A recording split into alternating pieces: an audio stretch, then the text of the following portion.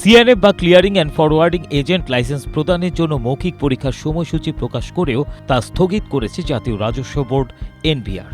এর আগে লাইসেন্স প্রদানের জন্য প্রথমবারের মতো লিখিত পরীক্ষার আয়োজন করে কাস্টমস এক্সাইজ ও ভ্যাট ট্রেনিং একাডেমি।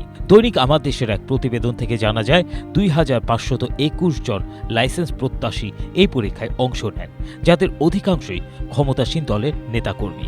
নিয়ম অনুযায়ী পরীক্ষা ৩ ফল প্রকাশের কথা থাকলেও সময় লাগে ১৫ দিন। প্রতিবেদনটি থেকে জানা যায়, পরীক্ষার ফলাফলে অনৈতিক হস্তক্ষেপ না মেনে নিয়ে ফলাফল প্রকাশ করে সংশ্লিষ্টরা। ফলে ১ জুন প্রকাশিত ফলাফলে দেখা যায় ২১০ জন পাশ করেছেন, তবে তার মধ্যে দলীয় নেতাকর্মীরা নেই একেবারেই। স্ট্রবেরি সুপার ডটেড ও ক্লাসিক ভ্যারিয়েন্টে সেন্সেশন জাগুক শিহরণ। এতেই তোলপাড় শুরু হয়। শাসক দলের একাধিক নেতাকর্মী প্রকাশিত ফলাফল নিয়ে ক্ষোভ প্রকাশ করেন প্রকাশ্যে। অবশেষে গত ১৭ জুন লিখিত পরীক্ষায় পাশ করা লাইসেন্স প্রত্যাশীদের মৌখিক পরীক্ষার নোটিশ ইস্যু করে এনবিআর। কিন্তু ওই নোটিশ জারির একদিন পর অর্থাৎ ১৮ জুন অনিবার্য কারণ দেখিয়ে সেই মৌখিক পরীক্ষায় স্থগিত করা হয়।